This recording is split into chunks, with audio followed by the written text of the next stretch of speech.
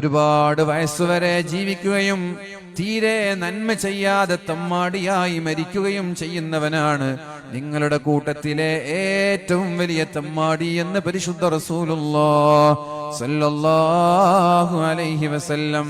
അപ്പൊ സത്യവിശ്വാസികളെ സംബന്ധിച്ചിടത്തോളം ഒരുപാട് കാലം ജീവിക്കാൻ ഭാഗ്യം ലഭിക്കുന്നത്, ദീർഘായുസ് ലഭിക്കുന്നത് ഖൈറാൻ, അതയാളുടെ നന്മകൾ വർദ്ധിക്കാൻ കാരണമാകും. മഹാനായ അബൂ ഹുറൈറ റളിയല്ലാഹു അൻഹു റിപ്പോർട്ട് ചെയ്യുന്ന ഒരു ഹദീസുണ്ട്, ലാ യതമന്ന അഹദുകുമുൽ മൗത, നിങ്ങൾ ആരും മരണത്തെ കൊതിക്കാൻ പാടില്ല, നിങ്ങൾ ആരും മരണത്തെ ചോദിക്കാൻ പാടില്ല, നിങ്ങൾ ആരും മരണത്തെ ആഗ്രഹിക്കാൻ പാടില്ല. വലാ യദ്ഉ ബിഹി മിൻ ഖബ്ലി അൻ യഅതിയ, മരണം വരുന്നതിനു മുമ്പേ എന്നെ മരിപ്പിക്കണമെന്ന് അല്ലാഹുവിനോട് ദുആ ചെയ്യാൻ പാടില്ല.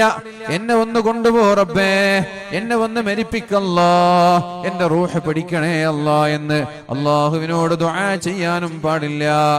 ഇദാ മാത അഹദുകും, നിങ്ങളിൽ നിന്നൊരാൾ മരണപ്പെട്ടാൽ, ഇൻകത അമലുഹു, അയാളുടെ അമലുകളെല്ലാം അതോടുകൂടി മുറിഞ്ഞു പോവുകയാണ്. വഇന്നഹു ലാ യസീദുൽ മുഅ്മിന ഉംറുഹു ഇല്ലാ ഖൈറാ, ഒരു സത്യവിശ്വാസിയെ സംബന്ധിച്ചിടത്തോളം ഒരുപാട് കാലം ജീവിക്കുന്നത് അയാൾക്ക് നന്മയാണ്. അയാൾക്ക് എത്ര റമദാനാണ് ലഭിക്കുക, എത്ര ലൈലത്തുൽ ഖദ്റാണ് അയാൾക്ക് ലഭിക്കുക. 60 വയസ്സിന്റെ ശേഷമായിരിക്കും ലൈലത്തുൽ ഖദ്റൊക്കെ ഉപയോഗപ്പെടുത്താൻ നമ്മൾ തുടങ്ങുന്നത്.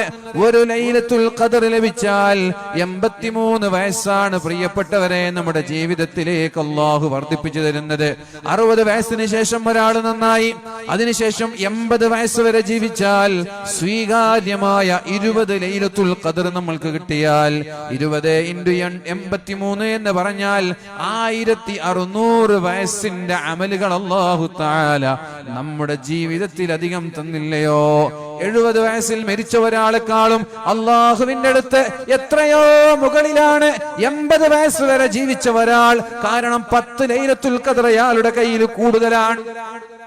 40 വയസ്സിലൊരാൾ മരിച്ചു, 80 വയസ്സിലൊരാൾ മരിച്ചു.